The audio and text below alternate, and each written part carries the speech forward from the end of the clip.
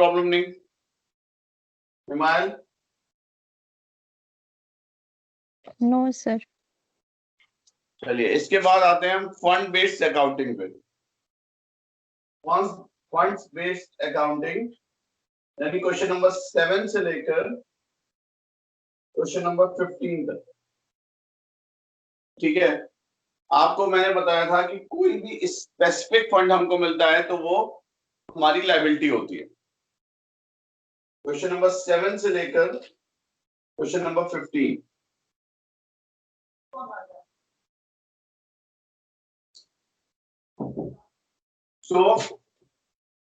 देखिए balance sheet में आपको बता देता हूं, क्वेश्चन नंबर 7 से लेकर क्वेश्चन नंबर 15 के बीच में आपको क्या करना है। मान लीजिए ये लायबिलिटी साइड है, ये तो है। मैच फंड हमको मिलता है, फंड मिलता है 1 लाख रुपए का, तो ये लायबिलिटी साइड में आएगा। ठीक है, और इस मैच फंड में से 80,000 हम इन्वेस्ट कर देते हैं, तो मैच फंड इन्वेस्टमेंट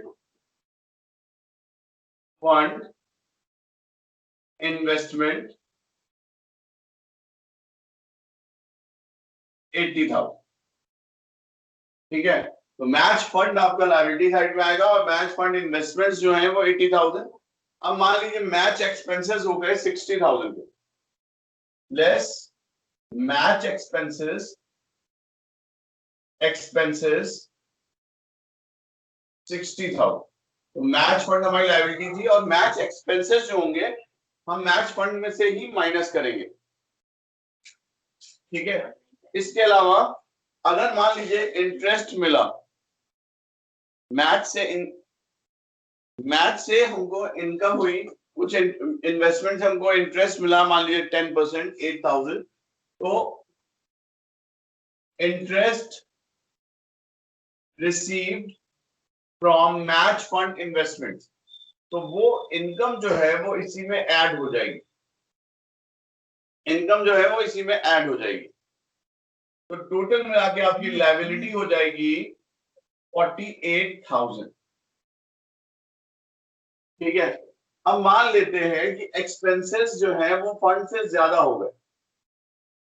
मान लिया हमारे पास 1 लाख का फंड था और एक्सपेंसेस 1,05,000 हो गए, 1,05,000। तब क्या होगा बासिल? क्या sir?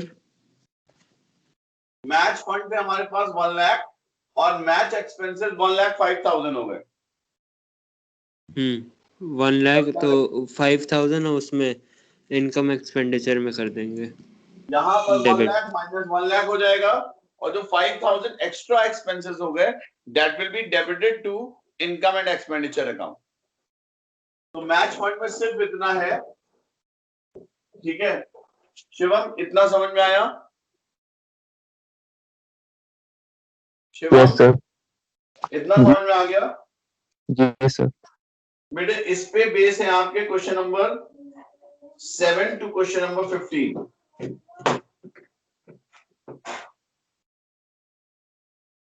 Question number 7 to question number 15। Okay, कोई स्पेसिफिक क्वेश्चन जो मुझे लगाना हो? हिमायल, शिवम, क्वेश्चन नंबर 7 से लेकर क्वेश्चन नंबर 15 के बीच में कोई स्पेसिफिक क्वेश्चन है जो आप चाहते हैं मुझसे सॉल्व करना? Please see your book.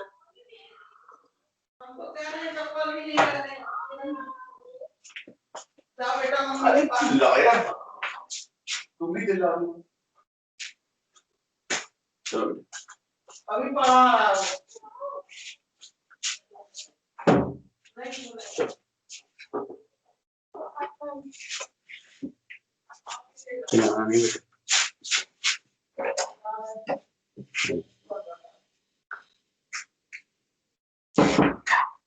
Yes, any specific question? Question number 7 से लेकर question number 15। No. Shivam? Sir ढूंढ रहे क्वेश्चन। अच्छा, मुझे लगा बुक ही नहीं है आपके पास। Sir 15th 15th question. Okay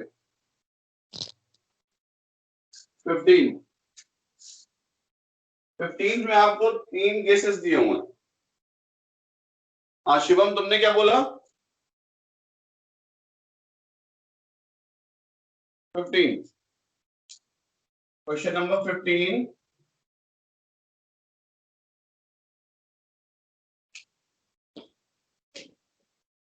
देखिए केस 1 क्या कह रहा है? Expenditure on construction of pavilion, the construction work in progress and has not yet been completed, capital fund as rupees as at is 20 lakh। ठीक है, तो केस 1 में क्या है आपका? कैपिटल फंड दिया हुआ है, कैपिटल फंड 20 लाख दिया हुआ है। This is for the construction of pavilion, और हमने 6000 इसमें एक्सपेंस कर चुके हैं। 6 lakh minus expenses on pavilion 6 lakh, तो ये आ गया आपका 14 लाख लायबिलिटी साइड में, बैलेंस शीट। ठीक है, this fund, capital fund is for the construction of pavilion. Case 2, balance sheet, expenses on construction 6 lakh, the construction work in progress and has not yet been completed। one second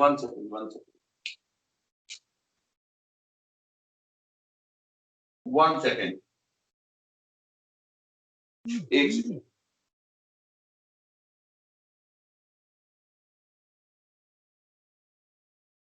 बादशाह, ये case 1 सही है? एक second sir.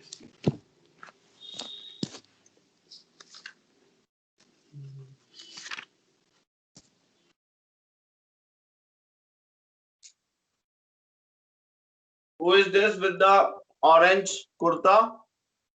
ये कौन नया join किया है?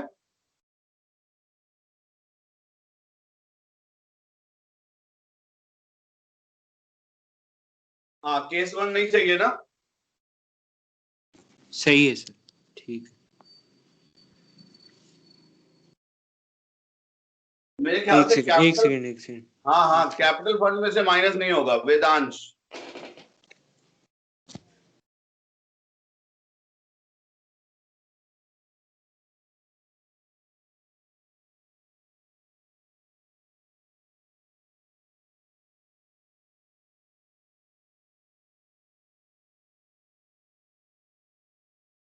ठीक है सर, सही है।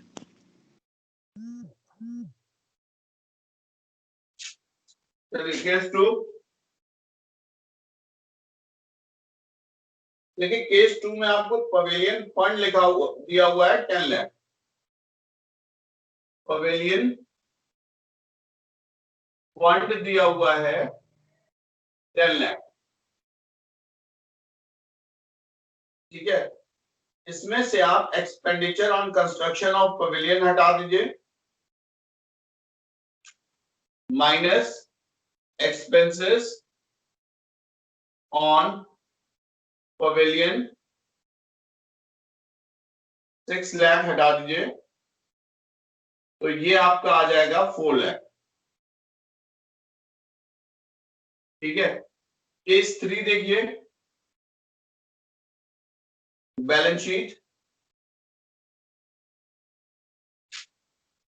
केस 3 में क्या कह रहा है? पवेलियन फंड दिया हुआ है 10 लाख,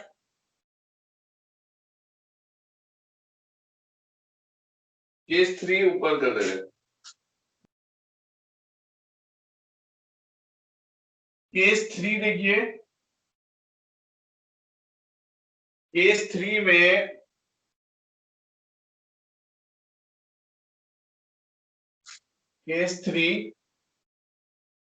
पवेलियन फंड दिया हुआ है, फंड 10 लाख। और लास्ट में देखिए एक चीज और दी हुई है लास्ट में, donation receive for pavilion plus donation, यानी एक सेम एक्सपेंस, मतलब एक सेम फंड का के रिगार्डिंग हमको डोनेशन भी मिला है। तो डोनेशन रिसीव्ड फॉर पवेलियन, ये हमको 5 लाख और मिल गया। इसमें से पवेलियन एक्सपेंसेस हमने कर दिए, 6 लाख के। केस नंबर 3, ठीक है। तो ये आपका टोटल लायबिलिटी आ गई रिगार्डिंग पवेलियन इज 9 लाख, ठीक है। इसके अलावा आपको कैपिटल फंड दिया हुआ है इस क्वेश्चन में 20 लाख। कैपिटल फंड आपको दिया हुआ है, वो अलग फंड है 20 लाख, ठीक है। यानी मैंने जैसे आपको बताया था, किसी चीज के अकॉर्डिंग आपको फंड मिला, फंड में से जो एक्सपेंस हुआ वो उसमें से माइनस हो जाएगा। और कोई क्वेश्चन? और कोई क्वेश्चन?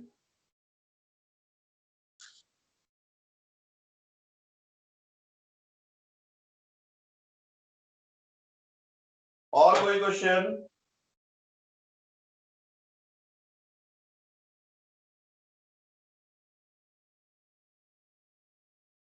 कोई क्वेश्चन नहीं है? Is it clear Shivam? Shivam, yes sir.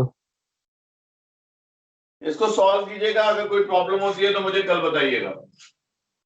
Now come to question number 16 to question number 24। ये सारे क्वेश्चंस बेटे आपको कैलकुलेटर पे कैलकुलेट, यानी आप नॉर्मल कैलकुलेशन से निकाल सकते हैं, इसमें ज्यादा टाइम नहीं लगेगा। 1-1 मिनट के क्वेश्चंस हैं। क्वेश्चन नंबर 7 से लेकर क्वेश्चन नंबर 24 तक। तो क्वेश्चन नंबर 7 to 24 ये आप सॉल्व कीजिएगा। मैं अभी 24 तक बता रहा हूं। कंज्यूमेबल स्टोर्स भी बहुत आसान है,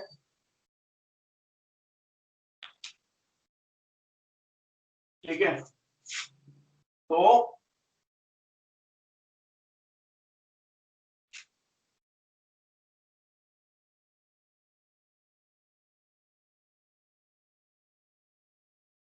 देखिए, income and expenditure account, question number 16 to question number 24, ठीक है। Income and expenditure account, subscription एक रेवेन्यू इनकम है, ठीक है, और वो इनकम एंड एक्सपेंडिचर अकाउंट के इनकम साइड में आती है। So income and expenditure account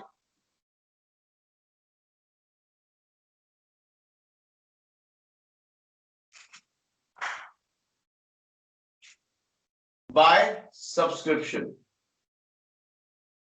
subscription ये हमेशा इनकम एंड एक्सपेंडिचर अकाउंट के इनकम साइड में आती है। अब याद रखिए कि यहां पर सिर्फ करंट ईयर की इनकम आती है, पिछले साल और अगले साल की नहीं आती, सिर्फ करंट ईयर की इनकम आती है।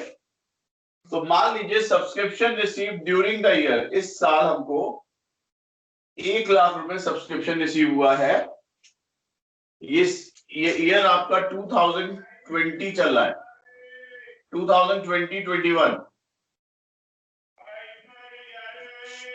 ठीक है। 1 लाख टोटल हमको मिला है। इसमें इस साल का जो आउटस्टैंडिंग है, आउटस्टैंडिंग फॉर द ईयर 2021, ये हम ऐड कर देंगे, सपोज 20,000, ठीक है। और पिछले साल का आउटस्टैंडिंग, दैट वाज 2020।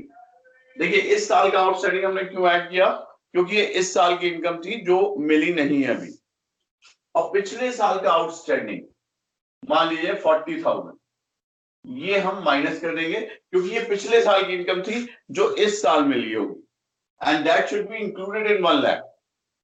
1 लाख रुपए में ये इनकम इंक्लूडेड है जो पिछले साल आउटस्टैंडिंग रह गई थी, इस साल हमको रिसीव हो गई है, तो वो माइनस कर देंगे।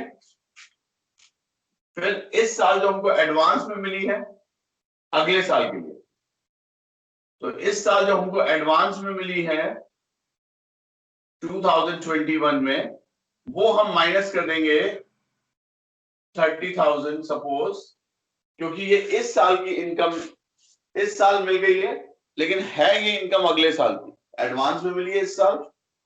और जो पिछले साल हमको एडवांस में मिली थी वो किस साल की इनकम होगी, एडवांस 2020 में मिल गई थी वो, क्योंकि पिछले साल एडवांस मिली थी इसलिए वो इस साल की इनकम है, इसलिए हम उसको ऐड करेंगे, सपोज 10,000। अब इसको कैलकुलेट कर लेते हैं, 70 - 30 40, 60,000। Is it clear? यानी इस साल की इनकम हम इस साल ही लिखते हैं, चाहे वो किसी साल मिली हो। इस साल आउटस्टैंडिंग है तो ये इस करंट ईयर की इनकम है, इसलिए हमने ऐड कर दी। पिछले साल आउटस्टैंडिंग थी इसलिए ये पिछले साल की इनकम है, इसलिए हमने माइनस कर दिया। अगर हमें इस साल एडवांस में मिला है,